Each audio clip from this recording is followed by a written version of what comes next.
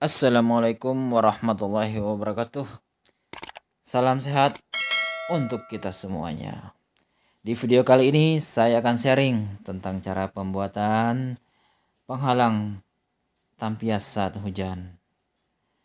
Kebetulan posisi tempat jemur pakaian ada di pas pinggiran sini. Jadi kalau pada saat hujan itu akan sangat repot sekali ya, karena harus digeser-geser. Untuk itu saya berinisiatif untuk membuat penghalang supaya nggak tampias saat hujan. Bahan-bahan yang perlu disiapkan: holo baja ringan ukuran 2 x 4 cm. Ini saya beli di toko bangunan dengan harga satu batangnya 18.000. Tiap toko beda-beda ya. Ada yang 19, ada yang 22.000. Tapi alhamdulillah saya dapat harga 18.000. Di sini saya siapkan 3 holo baja ringan, 3 batang ya.